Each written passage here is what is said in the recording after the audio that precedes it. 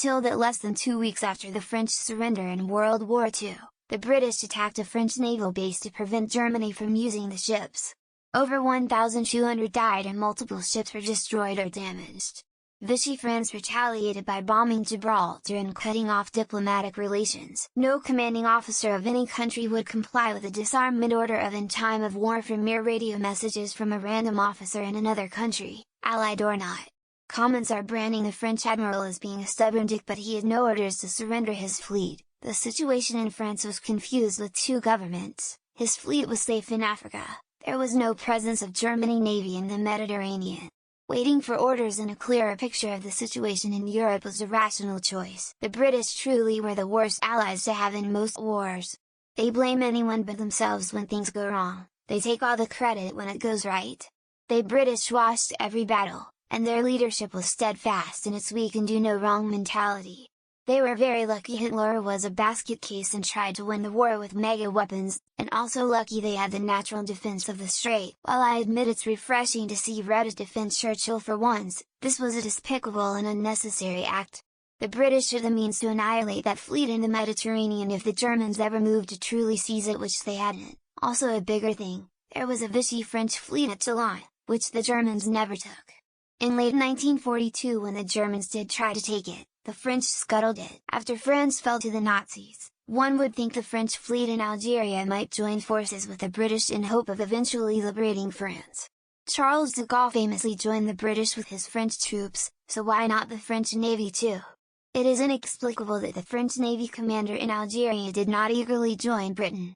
Instead there was this catastrophe. Vichy France and, on the other hand, the Free French, as the concept was entirely unknown to me until my brother moved to live in Paris from the UK, so we spent time over there and visited their museums, etc. A whole aspect of the war that had never been taught to us in UK schools, though I only took a couple of years of history. The French had to surrender, or have entire cities bombed to dust and millions of French people getting raped and murdered by Germans. France didn't have much of a choice. Unless there was a secret tactic. Yeah, Britain did some things during the war that may have been strategically justifiable, but that today we might look askance at. Like invading and occupying two neutral countries, Iceland and Iran. Between Mers el Kabir and the mass scuttling at Toulon, the French Navy had it rough during World War II. It's a shame, the French had some good ships. Kept them out of Germany's hands all the same, though. Some of you have never played a RTS game and it shows. British had no choice, France fucked up big time.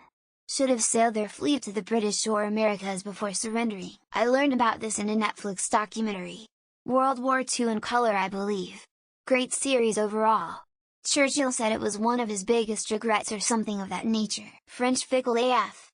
They still trying to rewrite history like their elected officials didn't hand over their nation, and everyone was part of the moral high road resistance. Yes, Britain, France, Russia, USA, they all did terrible things in the war. But we just don't really get taught that part of history as much in Western books. The English would kill every single person on the face of the earth if it guaranteed them the Iron would be indefatigable. That's just. I have no idea about war or logistics, but what stopped the French from simply sailing all their ships to British harbors for them to utilize? Not a lot of choice in the matter. Those ships could have been used against the British and they were having a hard time as it was. Oh, the French don't like other people fucking with their ports and boats?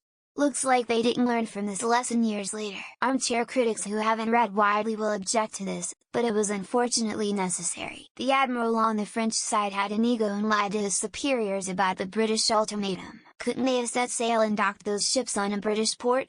I really don't understand. Seems like they should have sailed their fleet away from France when their country surrendered. Cause Vichy France wasn't the French, they were Nazi traitors.